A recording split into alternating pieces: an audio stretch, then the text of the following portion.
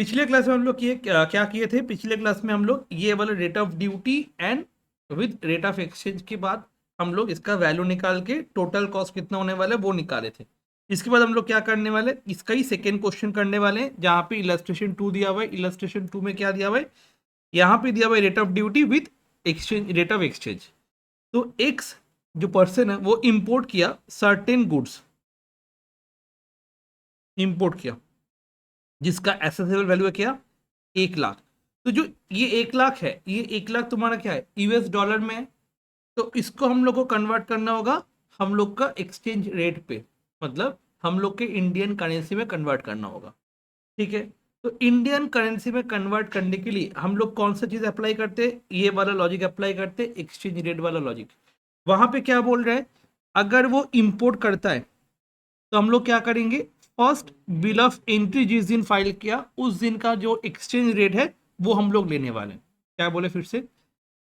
Import जब कर रहे हैं, डॉलर को कन्वर्ट करना होगा रुपीस में। कौन सा रेट में कन्वर्ट करना होगा? एक्सचेंज रेट होगा जो फर्स्ट बिल ऑफ एंट्री का है, वो वाला रेट। तो यहाँ पे फर्स्ट बिल ऑफ एंट्री मतलब क्या हुआ है? यहाँ पे देखो एक बार क्या क्या दिया हुआ है फर्स्ट बिल ऑफ एंट्री में। तुम्हारा एक्सचेंज रेट गिवन है। ठीक है, यहाँ पे क्या गिवन है? एक्सचेंज रेट गिवन है। CBIDT मतलब central board of indirect tax and custom duty वाला जो रेट है वो दिया हुआ है। कितना कितना दिया हुआ है? 50, 53 एंड 56। यहाँ पे ना ना ना, ये क्वेश्चन में रहेगा। तुमको याद रखना होगा ये वाला चीज, ये वाला लॉजिक याद रखना होगा। तुमको याद रखना होगा ये वाला लॉजिक याद रखना होगा, कौन सा रेट होने वाला है।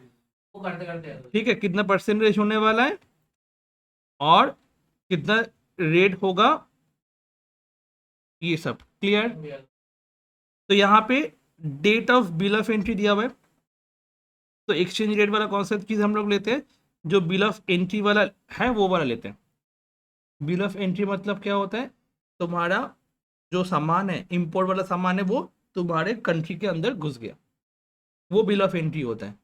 उसके पहले होता है एंट्री इनवर्ड, ये पिछले क्लास में हम लोग समझाए थे। तो यहाँ पे डेट कौन सा दिया हुआ है? एक डेट है 27/7/2025, दूसरा डेट है 2/8/2025, तीसरा डेट है 9/12/2025। एक होता है एंट्री इनवर्ट दिया हुआ है एंड दूसरा हुआ है तुम्हारा, एक तो है एंट्री इनवर्ट, दूसरा क्या है? Date of bill of entry for home consumption. Bill of entry for home consumption दोनों डिफरेंट डिफरेंट है, एक वेयर हाउस के लिए है और एक होम कंजम्पशन के लिए। तो कौन सा डेट पहले हुआ था?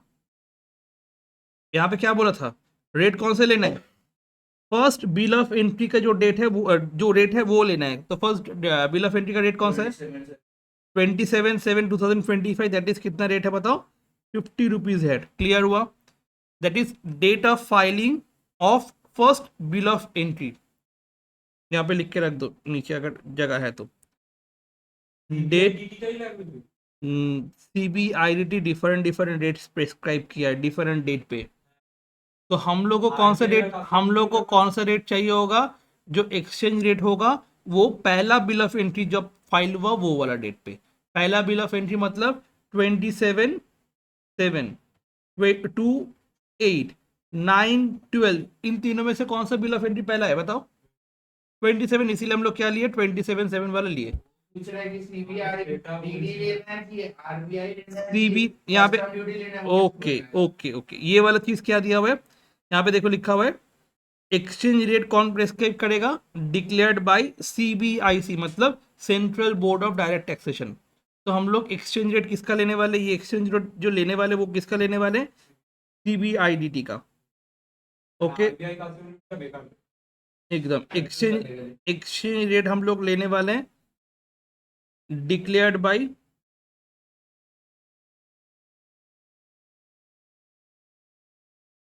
CBIC, और इसका और एक नाम क्या है? CBIDT। ठीक है,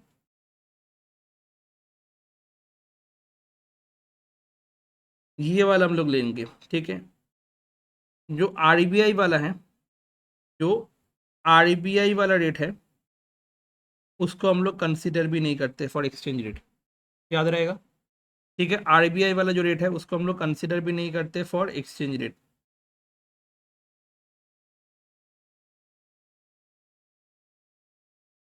एक बार यहाँ पे अच्छे से एक बार लिख के रख दो, ठीक है। मैं जूम कर देता हूँ, अच्छे से एक बार लिख के रखो। क्या है यहाँ पे, हम लोग एक्सचेंज रेट लेने वाले हैं कौन सा, जो डिक्लेयर्ड बाई CBIDT है, RBI वाला एक्सचेंज रेट हम लोग को नहीं लेना होगा। ओके,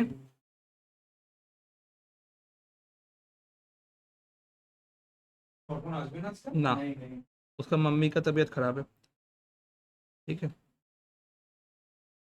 क्लियर, समझ में आ गया। ये सब एग्जाम का टाइम में तुरंत रिवीजन करने में टाइम आएगा, इजी होगा, ठीक है। यहाँ पे लिखोगे date of filing first bill of entry.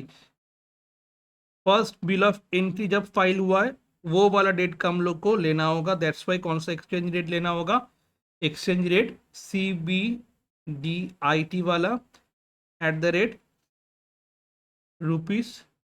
₹50 लेना होगा। पहला बात समझ में आया।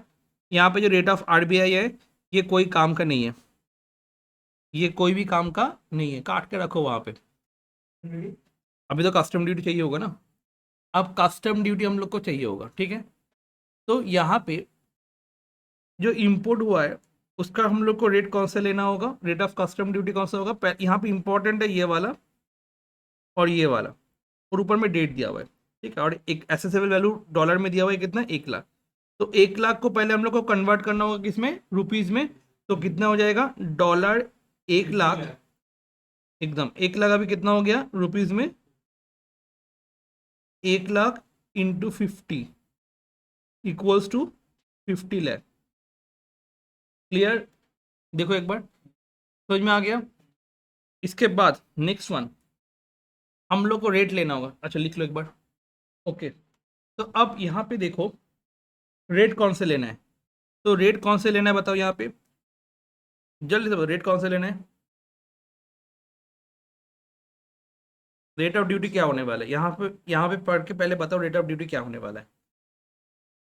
यहाँ पे बिल ऑफ एंट्री, दो टाइप का बिल ऑफ एंट्री दिया हुआ है। एक बिल ऑफ एंट्री दिया हुआ है वेयर हाउस वाला, एक बिल ऑफ एंट्री दिया हुआ है होम कंजर्न।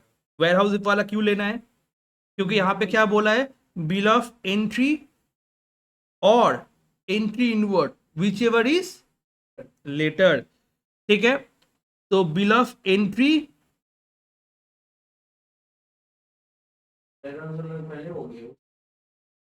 और entry inward whichever is later. तो एंट्री इनवर्ड का डेट कौन सा है, 2/8/25, ये तो पता ही है। और बिल ऑफ एंट्री में दो बिल ऑफ एंट्री का डेट दिया हुआ है, 27/7 का और दिया हुआ है 9/12 का। दोनों में से दूसरा वाला कौन सा है, 9/12। तो दोनों में कौन सा लेटर है, 9/12। तो 9/12 वाला डेट कितना है बताओ, 12%। तो हम लोग कितना परसेंट लेने वाले हैं, तो ये 50 लाख है, इस 50 लाख के ऊपर कितना परसेंट चार्ज होने वाला है, 12%। तो यहाँ पे ड्यूटी कितना हो जाएगा, basic custom duty. Presentation next page में हम लोग देखेंगे, अभी तो यहाँ पे जस्ट देख रहे हैं कस्टम ड्यूटी कितना होने वाला है। बोलो, 50 लाख के ऊपर 12% कितना होने वाला है, 6 लाख। उसके बाद हम लोग को पेमेंट करना होता है SWS। SWS कितना हो जाएगा जल्दी से बताओ, 10% किसके ऊपर, 6 लाख के ऊपर, मतलब basic custom duty. Basic custom duty के ऊपर हम लोग को 10% चार्ज करना होता है। कितना होता है बेसिक कस्टम ड्यूटी के ऊपर 10%, मतलब 60,000 होने वाला है। तो हम लोग का टोटल कॉस्ट कितना होने वाला है, जब गुड्स हम लोग का कंट्री में आ जाएगा उसका कॉस्ट कितना हो जाएगा, 50 लाख में खरीदे थे, जब देश के अंदर हम लोग उसको लेके आ रहे थे, बेसिक कस्टम ड्यूटी पेमेंट करना हुआ 6 लाख, और तुम्हारा SWS पेमेंट करना हुआ 60,000। तो कितना हो जाएगा, 56,60,000। 10% तो हमेशा चार्ज होता है SWS, ठीक है। सोशल वेलफेयर, हाँ सोशल वेलफेयर सरचार्ज ये वाला था ना, पिछले क्लास में हम लोग करवाए थे, याद है। ये देखो लिखा हुआ है ना, SWS social welfare surcharge 10% of basic custom duty. ये सारा चीज क्यों लिखवा के रखे थे, क्योंकि वो तुरंत तुरंत पढ़ के हो जाएगा, ठीक है। तो इसका प्रेजेंटेशन हम लोग कैसे करेंगे, ऐसे करके पहले एसेसेबल वैल्यू, उसके बाद हम लोग क्या लिखेंगे, एसेसेबल वैल्यू के बाद एक्सचेंज रेट लिखने वाले 50 करके, उसको हम लोग कन्वर्ट कर देंगे रुपीज में। 1 लाख इंटू 50, 50 लाख हो जाएगा। फिर कस्टम वाला आ जाएगा 12%, उसके बाद 56 लाख हो जाएगा। उसके बाद SWS उसके ऊपर चार्ज करोगे, किसके ऊपर, बेसिक कस्टम ड्यूटी के ऊपर, तो ये हो जाएगा।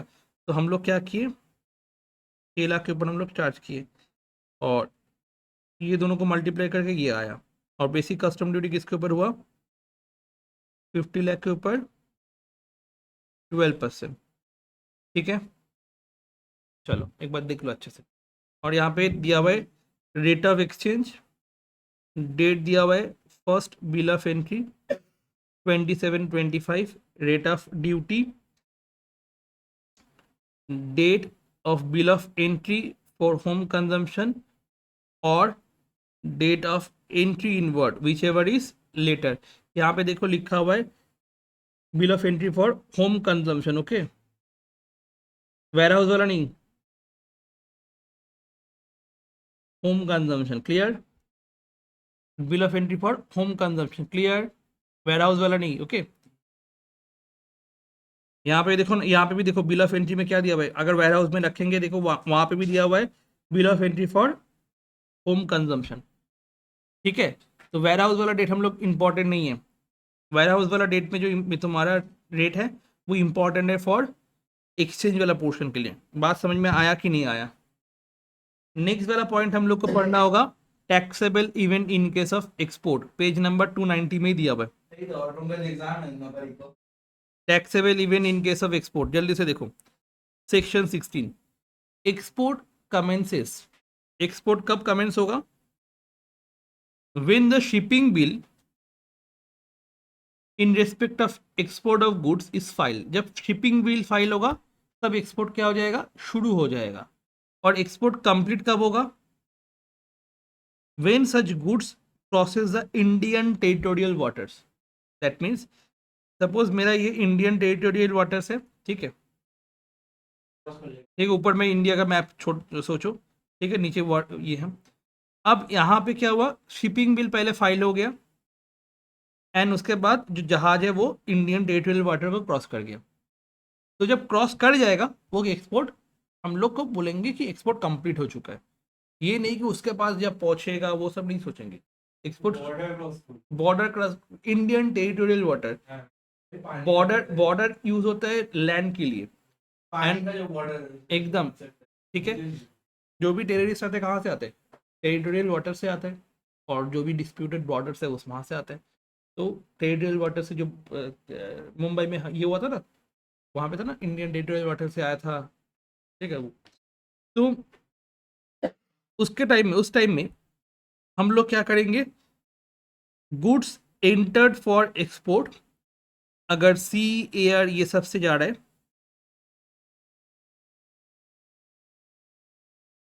Date of let export order, ठीक है, that is date of clearance, date of clearance लिख के रखो, date of clearance. And all other goods के लिए,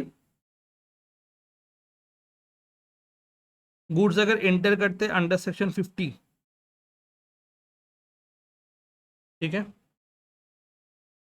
में जो भी गुड्स हैं, और ऑल अदर गुड्स के लिए क्या होने वाले हैं, date of payment of duty, ठीक है, जिस दिन पेमेंट ऑफ ड्यूटी करेगा।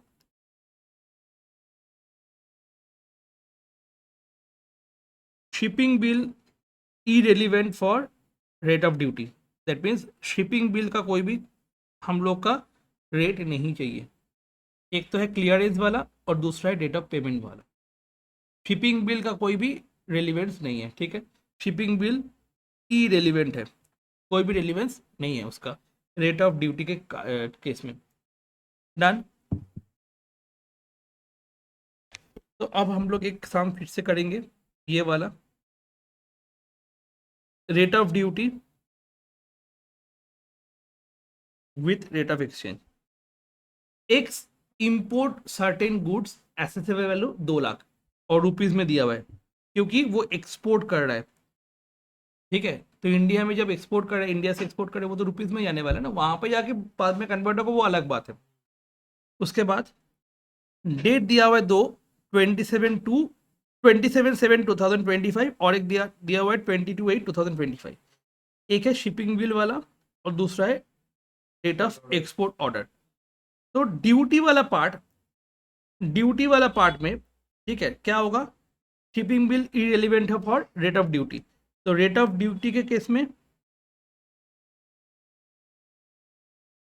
शिपिंग बिल क्या है, इरेलीवेंट है। ठीक है, इरेलीवेंट है शिपिंग बिल के टाइम में, रेट ऑफ ड्यूटी क्या है, इरेलीवेंट है। ओके,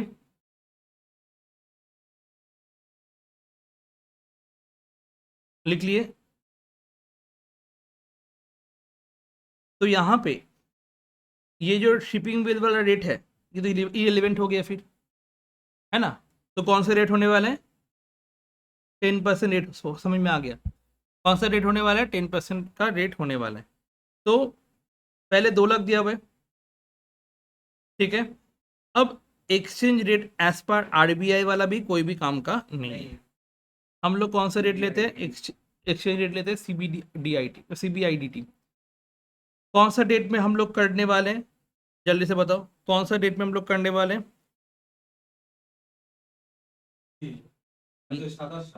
ठीक है, तो एक है 27/7/2022 और एक दिया हुआ है 27 यू। तो यहाँ पे गुड्स एंटर फॉर एक्सपोर्ट, तो let date of let export order, that means जहाँ पे जिस दिन शिपिंग बिल फाइल हुआ, कौन सा है 60, जिस दिन शिपिंग बिल फाइल हुआ उस दिन का रेट लेने लेना होगा। तो एसएसएफ वाला कितना हो जाएगा, 2 लाख इंटू 60, क्लियर। उसके बाद बेसिक कस्टम ड्यूटी लगेगा उसके ऊपर, जो कि हमेशा क्या होता है, यहाँ पे देखो 10% लिखा हुआ है। कौन सा वाला 10%, डेट ऑफ एक्सपोर्ट ऑर्डर का टाइम में मल्टीप्लाई, एकदम वो रेट एक्सचेंज हो जाएगा उसमें, ठीक है, बढ़ा देगा उसको। और उसके बाद एस तो यहाँ पे नहीं चाहिए होगा, S not applicable, for export, ठीक है, नॉट एक्सपोर्ट, नॉट ये फॉर एक्सपोर्ट, ठीक है। और टोटल कॉस्ट कितना आ जाएगा, दोनों को प्लस करके टोटल कॉस्ट आ जाएगा 12 लाख, सॉरी 1,20,00,000 है या 12 लाख है, 1,20,00,000 है, 12 लाख है, मतलब 1,32,00,000 हो जाएगा। हाँ, एक्सपोर्ट में एस नहीं लगता, इम्पोर्ट में एस लगता है।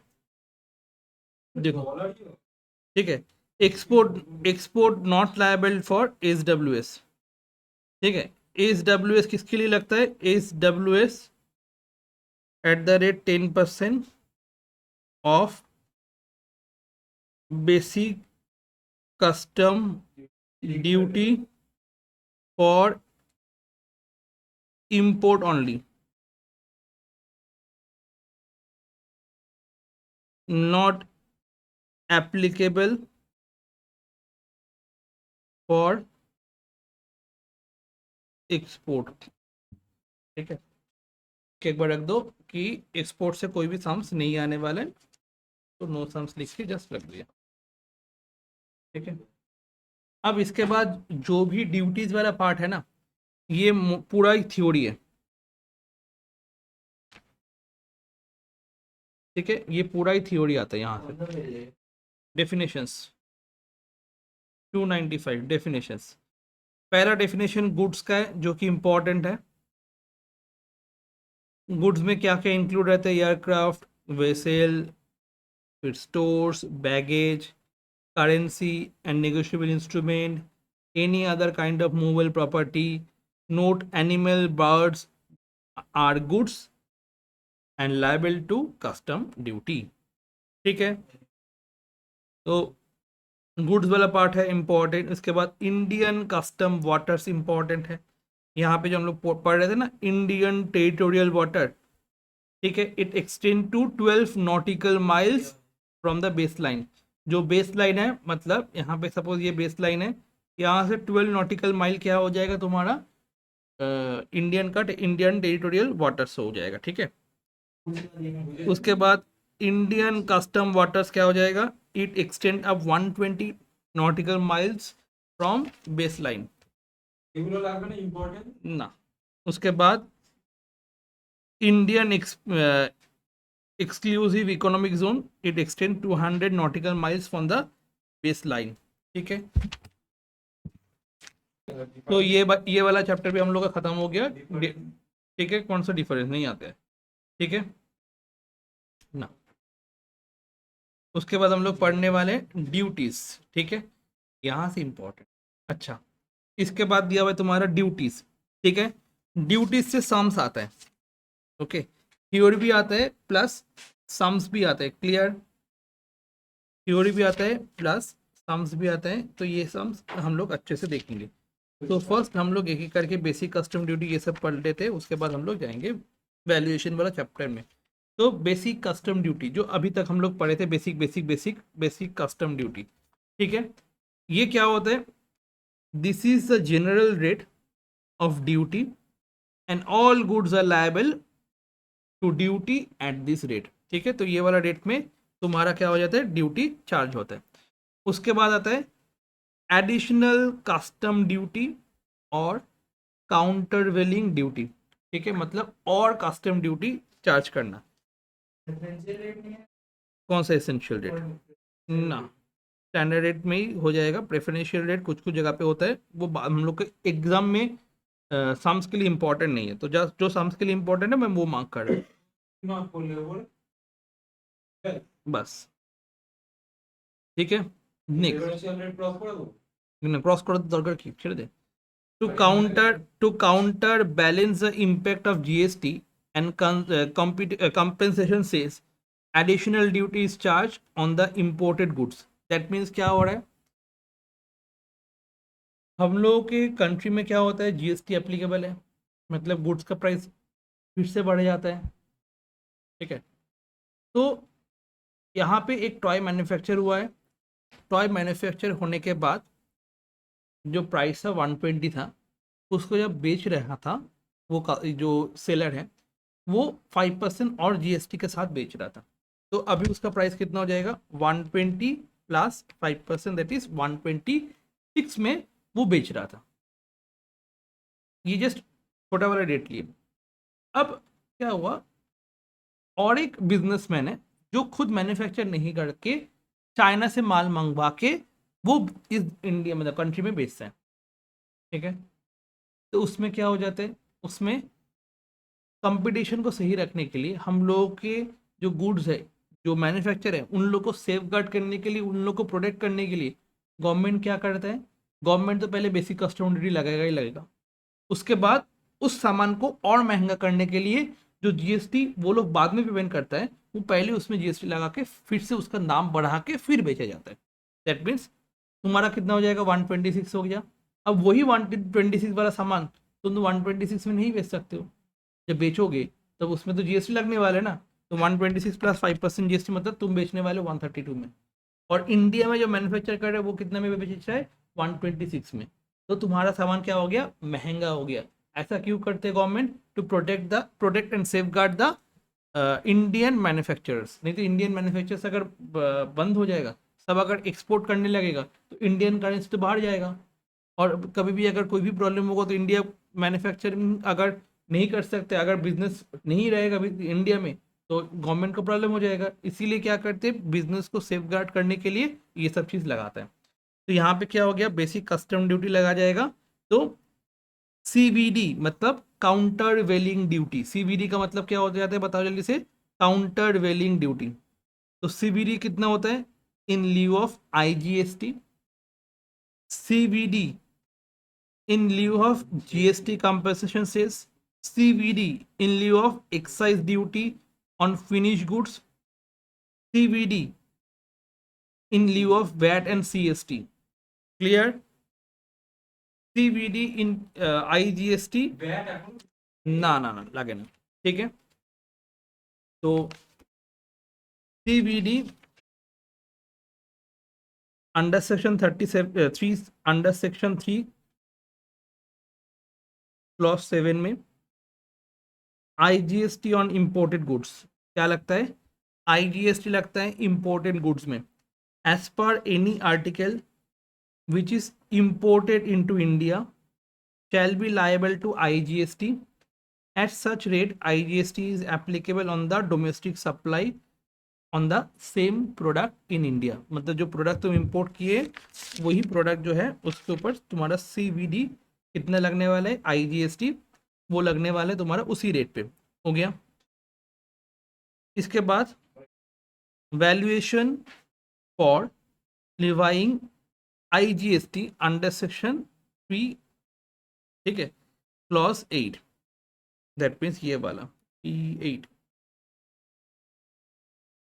As per IGST, imported articles shall be determined ये as per for the purpose of calculating IGST and imported articles. Now ये custom duty aggregate any duty custom chargeable basic custom duty.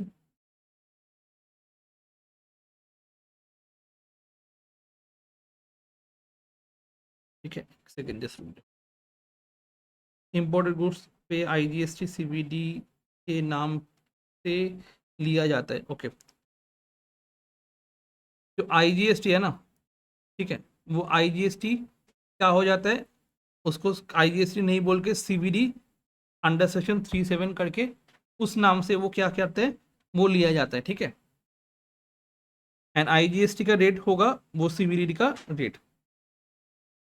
उसके बाद valuation for levying IGST, मतलब ये valuation कैसे होने वाले हैं, ये कैसे करके हम लोग वैल्यू काढ़ेंगे। तो for levy of IGST value of imported articles shall be determined as per section 38। तो पहले क्या करेंगे, value of imported article determine करेंगे as per section 38 for the purpose of calculating IGST on imported articles. The value of imported article shall be notwithstanding anything contained in section ये। तो aggregate of कैसे करने वाले हम लोग, total कैसे करने वाले, एग्रीगेट ऑफ पहले assessable value of custom act और the tariff value of such article fixed.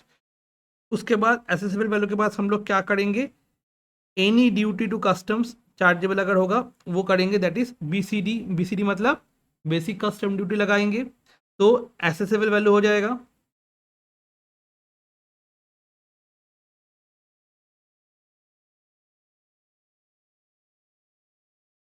उसके साथ हम लोग क्या लगाएंगे, बेसिक कस्टम ड्यूटी लगाएंगे।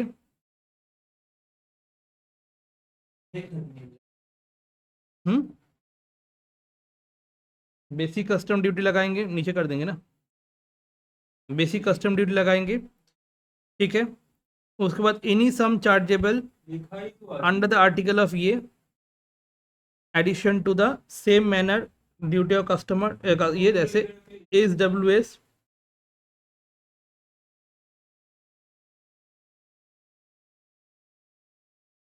ठीक है, तो CVD लगेगा इस अमाउंट पे। ठीक है, जो अमाउंट आएगा उसके ऊपर CVD सेक्शन 37 क्लॉज 7 का रेट एप्लीकेबल होगा। ठीक है, जल्दी से लिख के रखो। फॉर एग्जाम्पल अगर एसेसेबल वैल्यू 100 है, ठीक है, तो एसेसेबल वैल्यू कितना है 100, BCD कितना होगा 10%, दैट मीन्स 10 रुपये। उसके बाद SWS कितना कितना होगा 10%, दैट मीन्स 1 रुपये, 10 रुपये के ऊपर होता है ना, तो अभी वैल्यू कितना हो गया 111 रुपये। ओके, तो प्लस CVD 37 कितना हो जाएगा 111 के ऊपर 12%, 111 इंटू 12%, दैट इज 13.32। ठीक है, तो कितना हो जाएगा IGST, that is CVD section 3 clause 7, ये हो जाएगा। जल्दी से एक बार लिख के रखो। चलो इसके बाद हम लोग ये वाला सम एक बार देख लेते हैं। इलस्ट्रेशन 1 में क्या दिया हुआ है, एसेसेबल वैल्यू दिया हुआ है 1 लाख, बेसिक कस्टम ड्यूटी है 10% and additional custom duty in लिeu of GST है 18%। तो पहले क्या हो जाएगा, बेसिक कस्टम, अच्छा एसेसेबल वैल्यू कितना है 1 लाख, प्लस बीसीडी कितना हो जाएगा 1 लाख के ऊपर 10%, that is 10,000। S W S कितना हो जाएगा, तो कितना होने वाले हैं ना ना ना আমি আসছি 1 লাখ 11। इसके बाद सीबीडी 37 इंटू লিখতে হবে সিভি इंटू 18%। সেকশন ঠিক না সিভি লিখ देना तो 19,800 सीबीडी कितना आ जाएगा 19,800। चलो ठीक है। सेक्शन तो कस्टम ड्यूटी पेबल कितना हो जाएगा, बोलो कितना हो जाएगा custom duty payable 10,000 plus 1,000 plus 19,800। 10,000 plus 1,000 plus 19,800 30,980 আছে 11 30,800 800 क्या 10,980 19,800 plus 20,800 plus 111 30,800 000 इंटू 18% 19,980 होता है। यहाँ पे गलती की है 19,980 प्लस 1,000 प्लस 10,000 30,980। ठीक है जी, एक सेकंड पहले लिख। तो ये हो गया 30,980 तुम्हारा ड्यूटी पेएबल। देखो एक बार, custom duty payable 30,980, CVD 19,980, SWC ये वाला और ये वाला। ठीक है, हो गया। उसके बाद यहाँ पे टोटल लैंडेड वैल्यू कितना हो जाएगा, सबको मिला के लैंडेड वैल्यू हो जाएगा assessable value, basic custom duty, SWS, CBD, ये सब मिला के 1,30,980 आने वाले, वो क्या हो जाएगा लैंडेड वैल्यू हो जाएगा। दैट मीन्स यहाँ पे हम लोग 1,10,000 लिखे थे ना, ठीक है 1,11,000, उसमें सीबीडी प्लस हो जाएगा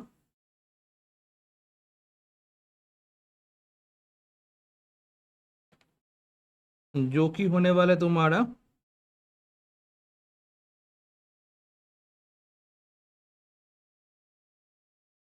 19,980। तो यहाँ पे जो टोटल आने वाले हैं उसको हम लोग क्या बोलेंगे, लैंडेड वैल्यू बोलेंगे, जो कि होने वाले 130,980। एंड टोटल कस्टम ड्यूटी हो जाते तुम्हारा 10,000, 1,000 और 19,980। क्लियर, 1 लाख हटा दो, समझ में आ जाएगा। और ये जो सीबीडी लगेगा ये इसके ऊपर 1,11,000 के ऊपर ये चार्ज होने वाला है, और एसडब्ल्यूएस जो लगेगा वो बीसीडी के ऊपर @10% होने वाला है, दैट इज 10,000 के ऊपर इंटू 10% होने वाला है। तो प्रेजेंटेशन ऐसे करना, ये वाले जो वर्किंग नोट्स ऐसे दिया हुआ है ऐसे मत करना, बेकार दिमाग खराब होगा। ठीक है, और आईटीसी मतलब इनपुट टैक्स क्रेडिट किसके लिए मिलने वाला है, ओनली फॉर 19,980 के लिए मिलने वाला है, जो तुम्हारा सीबीडी लगता है उसके लिए मिलने वाला है। ठीक है, तो आज हम लोग इतना तक ही रखने वाले, नेक्स्ट दिन हम लोग क्या पढ़ेंगे, वेयर हाउस गुड्स के लिए पढ़ने वाले। ठीक है, तो आज इतना ही रहेगा।